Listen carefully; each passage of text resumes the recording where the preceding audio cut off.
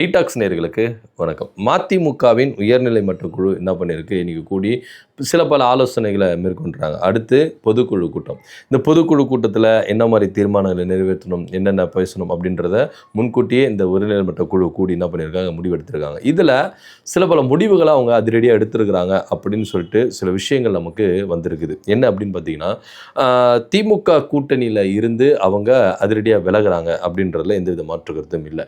Plus இன்னொரு விஷயம் அப்படின்னு பார்த்தீங்கன்னா, எம்எல்ஏக்களை ராஜினாமா செய்ய வைக்க போகிறாங்க அப்படின்றது தான் இது வந்து பிரதானமாக இருந்தது. ஆனால் இவங்களுடைய இந்த பேச்சு இருக்குல்ல, அதாவது இவங்களுடைய இந்த முடிவு இருக்குதுல்ல, இது வந்து பார்த்தீங்கன்னா இங்கே மதிமுகவில் இது பயங்கரமாக எதிரொலிக்க ஆரம்பிச்சுது. ஏன்னா இவங்க வந்து எப்போ திருச்சி கிழக்கில் விஜய் அவர்கள் நன்றி சொல்ல வந்தாரோ அப்போ துரை வைகோ போய் சந்தித்து அதுக்கப்புறம் அவர் வெளியிட்ட கருத்து அப்படியே இதை வச்சு பார்த்தீங்கன்னா திமுக கூட்டணிலேருந்து இவங்க விலகுறாங்க அப்படின்றத இங்கே பேச வேண்டியது. சமீபத்தில் ராசா அவர்கள் கூட சொன்ன கருத்து இது மதிமுக வந்து பயங்கரமாக இருந்துச்சு. அவங்க என்ன சொன்னாங்கன்னா, நாங்கள் திமுக கூட்டணிலேருந்து இன்னும் அதிகாரப்பூர்வமாக வெளியே வரவே இல்லை, ஆனால் இவங்களுடைய பேச்சு இது மாதிரி இருக்குது அப்படின்னு சொல்லிட்டு, ஸோ திமுகவில் தொடரலாமா வேண்டாமா அப்படி இப்படின்றதுலாம் அவங்களுடைய கருத்தாக இருக்குதுன்னு வச்சுக்கோங்களேன். ஆனால் வைகோ அவர்கள் சமீபத்தில் பேசின பேச்சில் நான் தன்மானத்தையும் சுயமரியாதை விட்டுட்டு தான் திமுகவில் நான் கூட்டணியில் இருந்தேன் அப்படின்ற ஒரு வார்த்தையும் சொல்கிறார். கொள்கை ரீதி கூட்டணி, கொள்கை ரீதியான கூட்டணின்னு சொல்லிட்டு இன்னைக்கு தன்மானத்தையும் சுயமரியாதையும் விட்டுட்டு தான் திமுக கூட்டணியில் இருந்தேன்னா இது என்ன மாதிரி ஒரு நிலைப்பாடு அப்படின்னு நம்மளுக்கு தெரியவே இல்லை. ஏன்னா இன்னைக்கு அரசியலில் ஒரு மூத்த தலைவர் இருக்கிறாங்க அப்படின்னா ஐயா ராமதாஸ் அவர்களும் அதே போல் ஐயா வைகோ அவர்களும். ஆனால் இப்போது இந்த மாதிரி ஒரு பேச்சுகள் பேசுகிறாங்க போது இதை எப்படி நம்ம வந்து அக்செப்ட் பண்ணிக்க முடியும் அப்படின்றதா திமுகவினர் என்ன பண்ணுறாங்க, இது மாதிரி கருத்துக்களை முன் வச்சுட்டு வராங்க. ஏன்னா இப்போ திமுக வந்து வேணும்ட்டுக்குனே மதிமுக மேலே ஒரு குற்றச்சாட்டை வைக்கிறாங்களா அப்படின்னா கிடையவே கிடையாது. மதிமுகவுடைய நகர்வுகள், அவங்களுடைய நடவடிக்கைகள் பொதுவெளியில் எப்படி இருக்குது அதை நோக்கி தான் திமுகவுடைய கருத்துக்கள் இங்கே முன்வைக்கப்படுது அப்படின்றதையும் இங்கே நம்ம சிந்திக்க வேண்டிய ஒரு இடத்துல இருக்கிறோம். ஸோ இந்த வகையில் பார்க்கும்போது கன்ஃபார்மாக இவங்க திமுக கூட்டிலிருந்து விலக போகிறாங்க அப்படின்றதுல எந்த வித மாற்று வருது இல்லை. ஆனால் இங்கே மதிமுகவில் சில பல கனவுகள் கண்டிருந்தாங்க. துரை வைகோ அவர்களும் சரி, வைகோ அவர்களும் சரி, சில பல கனவுகளை கண்டிருந்தாங்க.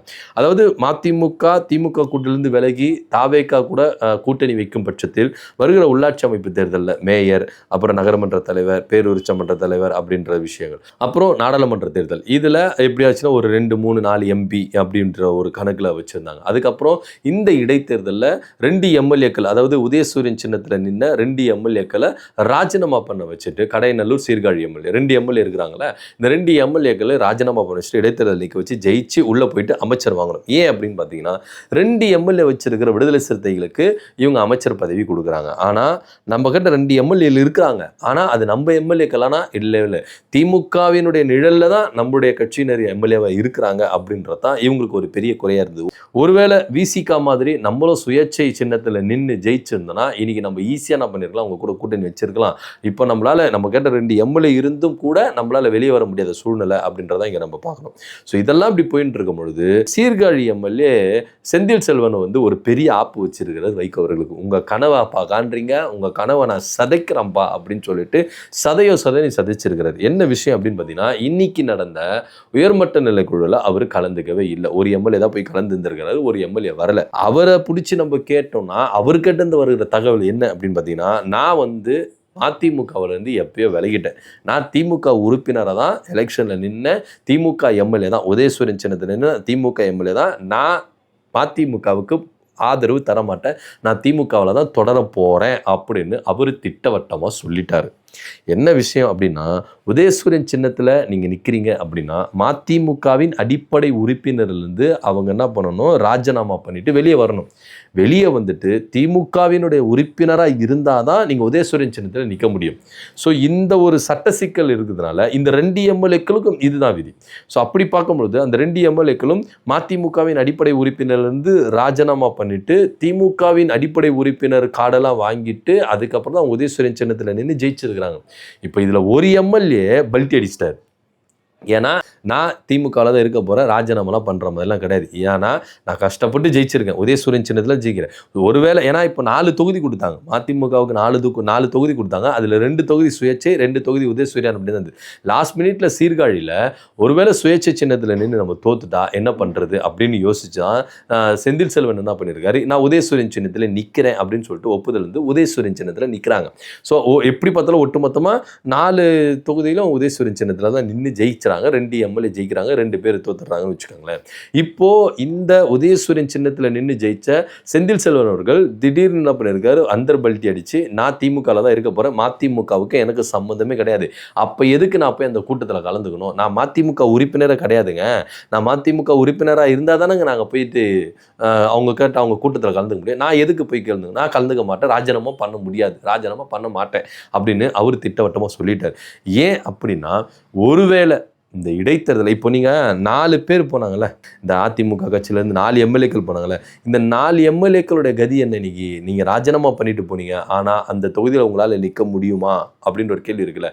ஏன்னா தாவேக்காவினர் இதை பயங்கரமாக அவங்களுக்கு ஃபேவராக என்ன பண்ணிடுறாங்க, எல்லாத்தையும் வலிச்சுக்கிறாங்க. ஒருவேளை இந்த 4 எம்எல்ஏக்கள் அந்த தொகுதியில் கொடுத்து தோத்துட்டானா என்ன பண்ணுறது, அதனால தாவேக்காவினரே நிற்க வைப்போம் அப்படின்னு சொல்லிட்டு தான் தாவேக்காவினர் நிற்க வைக்கிறதுக்கு பிளான் போட்டுருக்காங்க. ஸோ அதே நிலைமை நமக்கு வந்துச்சுன்னா நம்ம என்ன பண்ண முடியாது, நம்ம ஜெயிச்சு எம்எல்ஏ ஆகிட்டோம், இந்த 5 வருஷம் நம்ம எம்எல்ஏவாக இருக்கணும் அப்படின்னு அவங்க முடிவு பண்ணிட்டாங்க.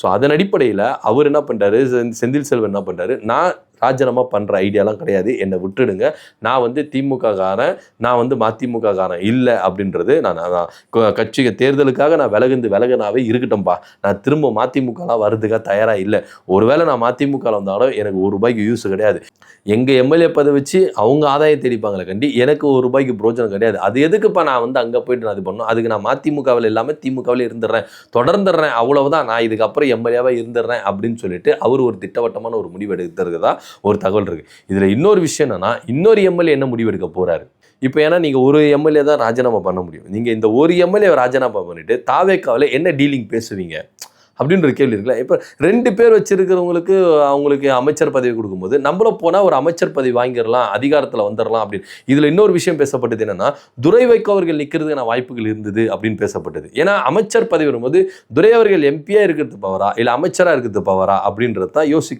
யோசித்ததாகவும் மதிமுகவில் சில பல தகவல் இருந்தது.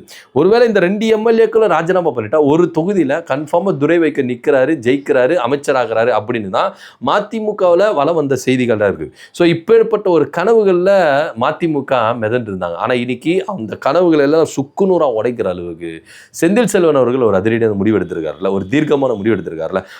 ஒரு வகையில் பார்த்தீங்கன்னா அவர் நன்றி விசுவாசமாக இருக்கார். நான் உதயசூரியன் சின்னத்தில் நின்னேன், அதனால் உதயசூரியனுக்கு விசுவாசமாக இருந்துட்டு போகிறேன், நான் எதுக்கு மதிமுகவுக்கு வரணும் அப்படின்றது அவருடைய பார்வையாக இருக்குது. ஸோ அவருடைய பார்வையில் இருந்து யோசிக்கிறது அது கரெக்ட் தான். ஆனால் இன்னைக்கு திமுக கூட்டணியில் இருந்து ஜெயிச்சுட்டு எல்லாமே இது பண்ணிட்டு நீங்கள் இந்த அளவுக்கு துரோகம் செஞ்சுட்டு நீங்கள் போகிறேன்றீங்களே, ஸோ துரோகத்தால தான் வீழ்த்தணுமா அப்படின்ற ஒரு கேள்வியும் இங்கே எழும்புது. ஸோ அதன் அடிப்படையில் இன்னைக்கு செந்தில் செல்வன் அவர்கள் என்ன பண்ணியிருக்காரு, நான் ராஜினாமா பண்ண மாட்டேன் அப்படின்னு திட்டவட்டமாக அறிவிச்சிருக்கிறாரு. ஸோ இதனால வைகோ அவர்கள் கொஞ்சம் தடுமாறி இருக்கிறாரு அப்படின்னு சொல்லணும். ஏன்னா அடுத்த கட்ட நடவடிக்கைகள் என்னென்ன இருக்க போகுது, பொதுக்குழுவில் என்னென்ன பேச போகிறாங்க, என்னென்ன மாதிரி முடிவுகள் எடுக்க போகிறாங்க, இந்த பொதுக்குழுவில் மதிமுகவுக்கு என்ன சாதகமான முடிவுகள்லாம் இருக்க போகுது அப்படின்றதெல்லாம் நம்ம பார்க்கணும். ஆக மொத்த திமுக கூட்டணி இவங்க கை கழுவி விடுறாங்கப்பா அப்படின்றதுல எந்தவித மாற்று கருத்து இல்லை. தாவேக்கா கூட போய் கூட்டணி வைக்கிறாங்க. உள்ளாட்சி அமைப்பு தேர்தல், நாடாளுமன்ற தேர்தல், இந்த 2 தேர்தல் அவங்க நின்று ஜெயிச்சு தனக்குன்னு ஒரு கட்சி அங்கீகாரத்தை மீட்டெடுத்துடலாம் அப்படின்ற ஒரு பிளானத்துலேயும் அவங்க இருக்கிறாங்க அப்படின்றத இங்கே பார்க்க வேண்டியதாக இருக்குது. ஓப்பனாக ஒரு விஷயத்த சொல்லணும்னா, வைகோவின் பிளானை சுக்குநூறாக உடச்சி சதுரடிச்சிருக்கிறாரு நம்ம சீர்காழி எம்எல்ஏ செந்தில் செல்வன் அப்படின்ற பலம். ஸோ அவர் திமுகவிலே தொடர போகிறேன் அப்படின்றதையும் அனௌன்ஸ்மெண்ட் பண்ணியிருக்கிறாரு.